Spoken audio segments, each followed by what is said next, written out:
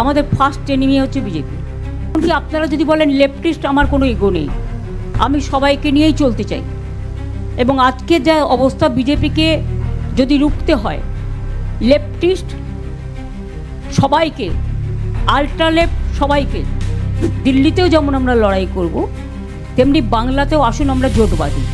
যারা যেতে চায় তাদের যাওয়ার জন্য আমি অনুমতি দিচ্ছি, যারা থাকতে চায় এবং নতুন করে আসতে চায় তাদের আমি আবেদন জানাচ্ছি। যদি কেউ এ ব্যাপারে কোনো রাজনৈতিক দল আমার সাথে কথা বলতে চান, আমি 4টে থেকে 6টা পর্যন্ত অ্যাভেলেবেল আছি অফিসে, আমাকে জানাবেন, আমি নিশ্চয়ই আপনাদের সাথে কথা বলব। আমি ওদের দয়া নিতে চাই না, আমি কারো ক্ষমা ভিক্ষা চাই না, আমি কারো সহানুভূতি চাই না, কারণ লড়াইটা আমরা জিতেছি, এটা মাথায় রাখবেন।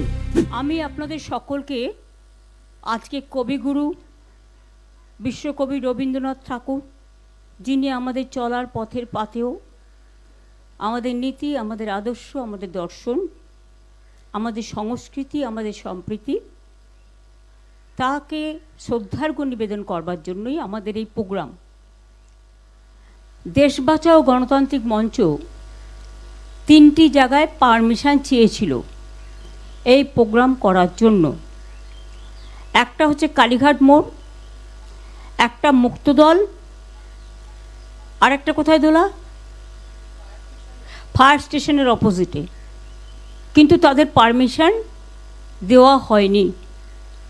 তখন আমি ভাবলাম, ছোট্টবেলা থেকে আমাদের হাতে খড়ি যখন থেকে হয়েছে, তখন থেকে রবীন্দ্র নজরুল এইসব জয়ন্তী, গান্ধীজি বলুন, নেতাজি বলুন, ভগৎ সিং বলুন, আমরা পালন করে আসি।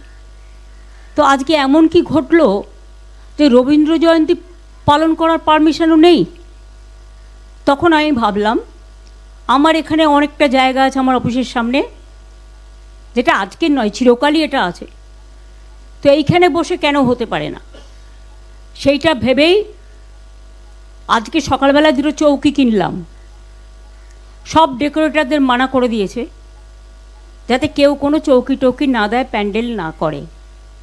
এগুলো যা দেখছেন সব আমরা নিজেরা করেছি। সকালে 2টো চৌকি কেনা হয়েছে, মাইকের বক্স থেকে শুরু করে আমরা নিজেরা অ্যারেঞ্জ করে নিয়েছি। টোটাল একটা স্বৈরাচার কণ্ঠকে স্তব্ধ করার একটা প্রচেষ্টা। দেখুন, আমরা প্রথম থেকেই বলেছি আমাদের নীতির লড়াই, নৈতিকতার লড়াই আজ থেকে শুরু হবে সন্ত্রাসের বিরুদ্ধে। ভোটে কি হয়েছে না হয়েছে আপনারা সবাই জানেন। আমি আগেও অনেকবার বলেছি, আজকে আমি রবীন্দ্র ঠাকুরের জন্মদিনে এসব অশুভ কথা বলতে চাই না। আমাদের শুভ শক্তির উদয় হোক এবং মানুষের মঙ্গল হোক। আমরা সবার মঙ্গল কামনা করে কথা নিশ্চয়ই বলবো। বিশ্বকবি আমাদের ভালোবাসার কথা শিখিয়েছেন, প্রেমের কথা শিখিয়েছেন, মাথা উঁচু করে দাঁড়ানোর কথা শুনিয়েছেন, আমি ভয় করব না, ভয় করব না গান গেয়েছেন, প্রাণ ভরিয়ে তৃষা হরিয়ে আরও আরও দাও প্রাণ শিখিয়েছেন। কবিগুরু আমাদের শিখিয়েছেন চিত্ত যেতা ভয় শূন্য, উচ্চ যেতা শির। কবিগুরু আমাদের শিখিয়েছেন বাংলার মাটি বাংলার জল। কবিগুরু আমাদের শিখিয়েছেন হেমর তীর্থ পূর্ণ চিত্তে জাগরে ধীরে, এই ভারতের মহামানবের সাগর তীরে। কাজেই এই সংস্কৃতিকেই আমরা রক্ষা করে চলব, এটাই আমাদের রক্ষা কবচ।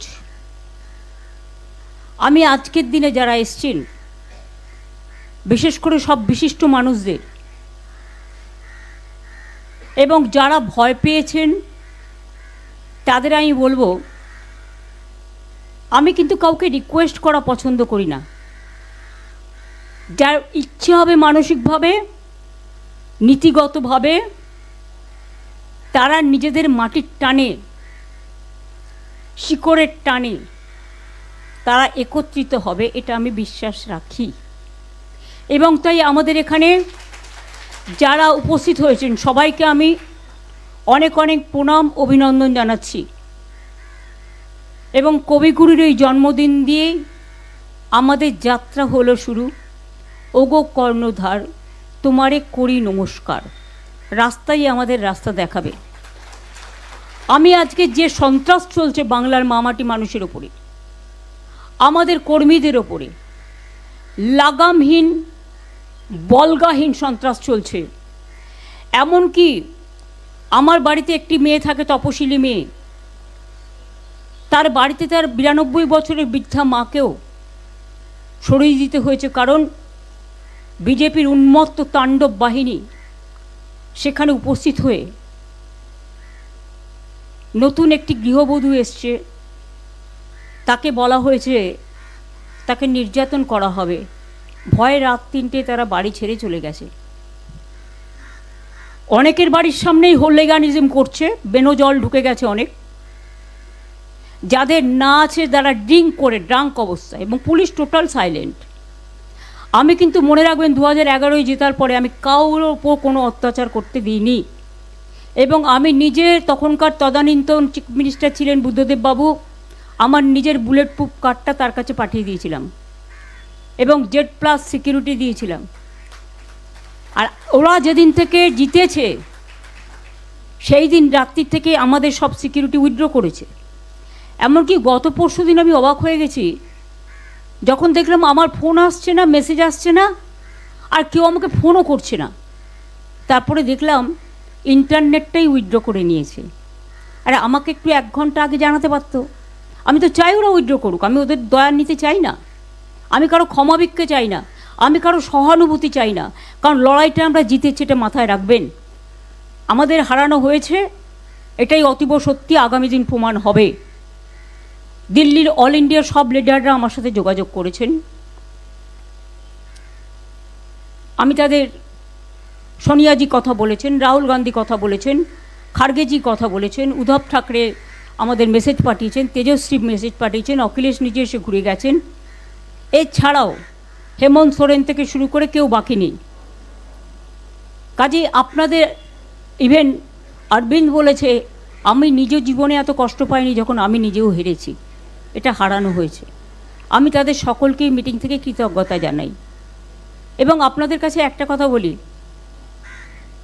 সংখ্যায় হয়তো বেশি লোক এখন পাবেন না, তার কারণ সবার বাড়ি আটকে রেখে দিয়েছে, নয় ভয় দেখাচ্ছে, নয় চুরি করে নিচ্ছে, নয় ডাকাতি করে নিচ্ছে, এমনকি কিছু গুন্ডা বাহিনী। আপনাদের আমি কি বলবো, পরশুদিন মহুয়া মিত্র আমাদের সাংসদ কলকাতা থেকে দিল্লি যাচ্ছিল প্লেনে, সেখানে দেখছে দিল্লিতে যাচ্ছে, কলকাতা থেকে যারা লিগিং করতে এসেছিল তারা ফিরে যাচ্ছে। তারা ওখানে ওকে এত অশ্লীল ভাষা বলেছে, ভিডিও আমাদের কাছে আছে, ওর সঙ্গে সঙ্গে ব্যাক করে চলে এসছে।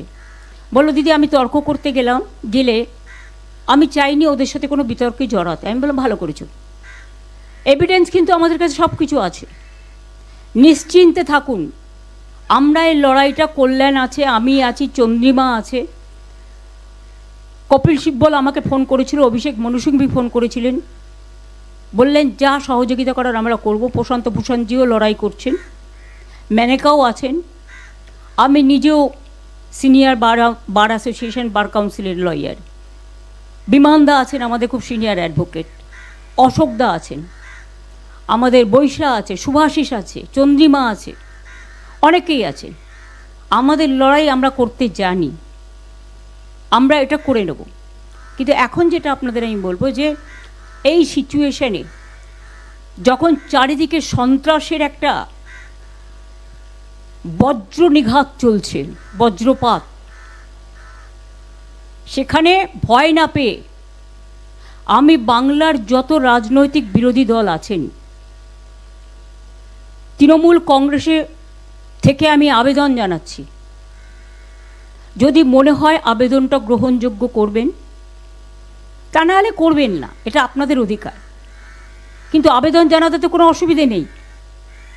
সহ সমস্ত ছাত্র সংগঠন, যারা বিজেপির সংগঠনের দ্বারা এসইউসির ছেলেদের আপনারা দেখেছেন, ছেলে মেয়েদের কলকাতা ইউনিভার্সিটিতে কিভাবে মারা হয়েছে, সহ সমস্ত স্টুডেন্ট ইউনিট, ছাত্র যৌবন, এনজিও, বিজনেসম্যানরা করবে না, বিকজ তাদের ইন্টারেস্ট আছে, ভেস্টেড ইন্টারেস্ট আছে, কিন্তু সাধারণ মানুষ আসবেন, তাদের সবাইকে নিয়ে আমি বলবো জোট বাঁধুন। আমরা সবাই চাই একটা যৌথ প্ল্যাটফর্ম তৈরি হোক, যে প্ল্যাটফর্মে অল পলিটিক্যাল পার্টি যারা বিজেপির এগেনস্টে, এমনকি আপনারা যদি বলেন লেফটিস্ট, আমার কোনো ইগো নেই, আমি সবাইকে নিয়েই চলতে চাই। এবং আজকে যা অবস্থা, বিজেপিকে যদি রুখতে হয় লেফটিস্ট সবাইকে, আল্ট্রা লেফট সবাইকে, আমাদের তৃণমূল কংগ্রেস আমরা কথা দিচ্ছি, ন্যাশনাল পার্টি সবাইকে, যার যতটুকু শক্তি আছে, দিল্লিতেও যেমন আমরা লড়াই করব, তেমনি বাংলাতেও আসুন আমরা জোট বাঁধি। যদি কেউ এ ব্যাপারে কোনো রাজনৈতিক দল আমার সাথে কথা বলতে চান, আমি 4টে থেকে 6টা পর্যন্ত অ্যাভেলেবেল আছি অফিসে, আমাকে জানাবেন, আমি নিশ্চয়ই আপনাদের সাথে কথা বলবো। আমার মনে হয় এটা আমি একটা রবীন্দ্রনাথের সামনে দাঁড়িয়ে এই আবেদনটা সবার কাছে রাখলাম। এখন কিন্তু এটা ভাবার সময় নয় আমি কে ওকে, এনিমিজ মাই ফ্রেন্ড, এটা ভাবার সময় নয়। আমাদের ফার্স্ট এনিমি হচ্ছে বিজেপি। রাজনৈতিকভাবে যারা দেশের ভালো চায় না, বাংলার ভালো চায় না, বাংলার মানুষের উপর খুব অত্যাচার করছে, বাইরের গুন্ডাদের নিয়ে এসে, লুম্পেনদের নিয়ে এসে, যাদের কোনো সেন্স নেই, ড্রাঙ্ক অবস্থায় আমার বাড়ির সামনেও সকালবেলা যাত্রা করেছে, অভিষেকের বাড়ির সামনেও ধাক্কা সারাক্ষণ চলছে, এমনকি ওর বাচ্চারা আছে, সেখানে ধাক্কা টাক্কা মারছে, দরজা খোলো, মেয়েকে বের করে দাও। এমনকি টিচার পড়াতে গেছে, তাকে জিজ্ঞেস করেছে কেন ঢুকছেন, তিনি বলেছেন আরে আমি তো টিচার, শিশুরা পড়াশুনো করবে না। এইসব চলছে। এই অবস্থার মধ্যে দাঁড়িয়ে লড়াইটা কিন্তু আমরা তো লড়বই, কিন্তু আমি সমস্ত বিজেপি বিরুদ্ধেই রাজনৈতিক দলকে, সমস্ত এনজিওসদের, অনেক পলিটিক্যাল অর্গানাইজেশন আছে যারা অনেক সামাজিক কাজ করেন, তাদের সবাইকে আবেদন করব। নিউট্রাল অনেক প্ল্যাটফর্ম আছে, তাদেরও আবেদন করব। যার কোনো ব্যবসায়িক ইন্টারেস্ট নেই তারা কিন্তু এই আবেদনে দয়া করে সাড়া দেবেন, কারণ ব্যবসায়িক ইন্টারেস্ট যাদের আছে তারা একটু একটু করে সরে যাবে, কারণ তারা তাদের নিজেদের স্বার্থ দেখবে। তাদের নিয়মিতই সরকারে যে থাকে তার স্বার্থে জড়িয়ে পড়ে, আর যখন নিজের স্বার্থে বদনাম করে চলে যায় আর খেসারতটা দিতে হয় রাজনৈতিক দলকে। আমাদের ওদের প্রয়োজন নেই। যারা যেতে চায় তাদের যাওয়ার জন্য আমি অনুমতি দিচ্ছি, যারা থাকতে চায় এবং নতুন করে আসতে চায় তাদের আমি আবেদন জানাচ্ছি, আহ্বান জানাচ্ছি।